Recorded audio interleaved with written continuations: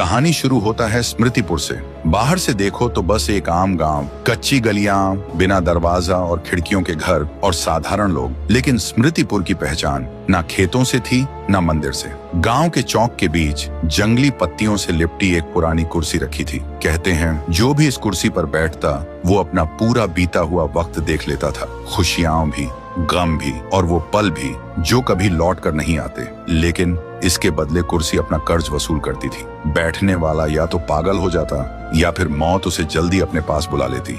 गांव वालों ने उसे मिटाने की बहुत कोशिश की, आग लगाई, लेकिन जब आग शांत हुआ तो कुर्सी को एक खरोंच तक नहीं आया। और गांव वाले जितनी भी बार कुर्सी को जंगल में फेंक कर आते, पर सुबह होते ही वो फिर से चौक के बीच खड़ी मिलती। इसलिए गांव वाले उस कुर्सी से इतना डरने लगे कि उसके पास से गुजरते वक्त कपकपाते हुए निकलते थे। गांव वाले बस एक ही बात कहते हैं, ये कुर्सी इंसान की नहीं, ये कुर्सी किसी और की है। उसी गांव में रहता था एक लड़का, राय स्टार। वो सबसे अलग दिखता था। न शक्ल किसी इंसान जैसी थी, न चलन गांव वालों जैसा। उसका कोई भी दोस्त नहीं था। गांव के बच्चे उसे चिढ़ाते थे, देखो देखो कौन आया, खरगोश आया, और फिर खिलखिलाकर हंसते रहते। और राय स्टार हर बार चुप हो जाता। उसकी आंखें भर जाती थीं और उसके दिल में एक ही सवाल होता, मैं सबसे अलग क्यों हूँ। फिर एक दिन राय स्टार अपने दादाजी के पास जाता है और आंखों में आंसू लेकर कहता है, दादाजी मैं कौन हूँ, मैं सबसे अलग क्यों हूँ, मेरे माँ बाप कैसे दिखते थे, आपने कभी उनका जिक्र क्यों नहीं किया।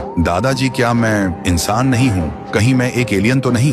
कुछ पल के लिए हवा थम जाती है। दादाजी राय स्टार की आंखों में देखते हैं पर कुछ नहीं बोलते। फिर हिचकिचाहट के साथ बोलता है, बेटा मेरा सिर चकरा रहा है, मुझे घर ले चलो। और उसी पल राय स्टार के दिल में एक और भी गहरा सवाल जन्म लेता है, दादाजी ने जवाब क्यों नहीं दिया, क्या वो सच में कुछ छुपा रहे हैं। उस दिन रात में उसे नींद नहीं आती। वो खिड़की के पास खड़ा रहा और बस चौक के बीच रखी उस कुर्सी को घूरता रहा। और उसके दिल में सिर्फ एक ही बात घूम रही थी, आखिर मैं कौन हूँ। फिर वो धीरे धीरे कुर्सी के पास आता है और उस पर बैठ जाता है। जैसे ही वो बैठा, आसमान का रंग बदल गया, बिजली गरज उठी और फिर जो उसने देखा उसके अंदर तक हिल गया। तो दोस्तों, आखिर राय स्टार ने ऐसा क्या देखा? क्या वो इंसान है या सच में एलियन या फिर कुछ और ही? अगर जानना है तो कमेंट करो, पार्ट 2 चाहिए।